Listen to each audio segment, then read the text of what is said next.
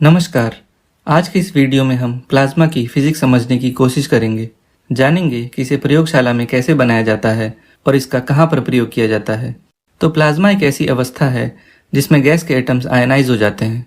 Plasma को इसलिए fourth state of matter भी कहते हैं क्योंकि ये सॉलिड, लिक्विड और गैस तीनों से अलग है। जैसे किसी सॉलिड को गर्म करने पर वो लिक्विड बनता है और फिर लिक्विड को गर्म करने पर वो गैस में बदल जाता है, वैसे ही गैस को गर्म करने पर वो प्लाज्मा बन जाता है। प्लाज्मा में फ्री इलेक्ट्रॉन्स और आयंस दोनों मौजूद रहते हैं, पर दोनों की संख्या लगभग बराबर होती है। साथ ही इसमें फ्री इलेक्ट्रॉन्स होने की वजह से प्लाज्मा इलेक्ट्रिकली कंडक्टिंग होता है, मतलब इससे करंट पास की जा सकती है। अब हम समझने की कोशिश करेंगे कि प्लाज्मा कैसे बनता है।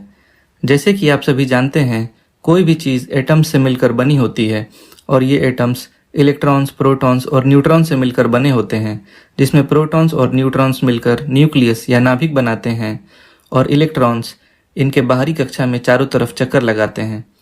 किसी भी एटम में इलेक्ट्रॉन्स की संख्या और प्रोटॉन्स की संख्या बराबर होती है और इसलिए पूरे एटम पर कोई चार्ज नहीं रहता, पर अगर एटम से एक इलेक्ट्रॉन निकाल लिया जाए तो उसमें एक प्रोटॉन ज़्यादा होने की वजह से उस पर पॉजिटिव चार्ज आ जाता है।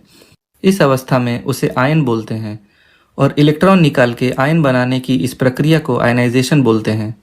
आयनाइजेशन प्रक्रिया के लिए हमें बाहर से जो एनर्जी लगानी पड़ती है उसे आयनाइजेशन एनर्जी बोलते हैं, पर ये एनर्जी आती कहाँ से है?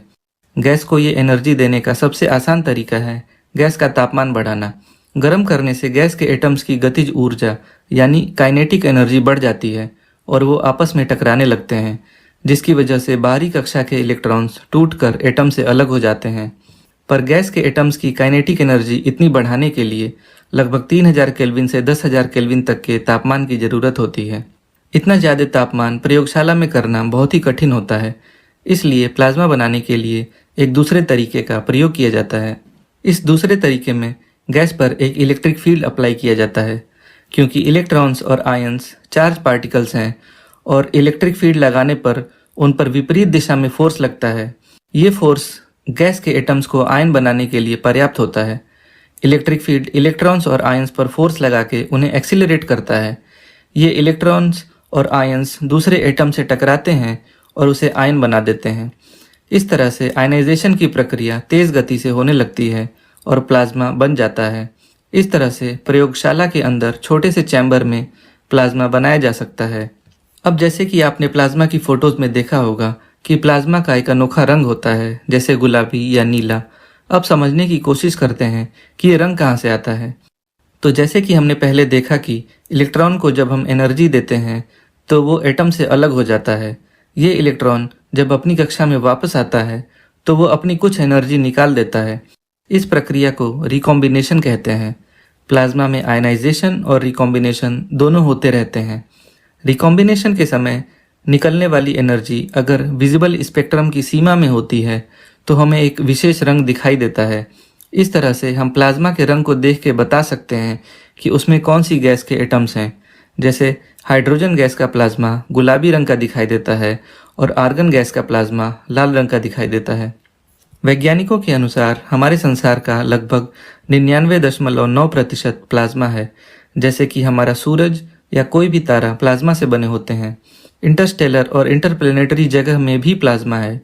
हमें जो लाइटनिंग या बिजली गिरती हुई दिखाई देती है या फिर ऑरोराज यानी नॉर्दर्न लाइट्स भी प्लाज्मा की वजह से ही हैं।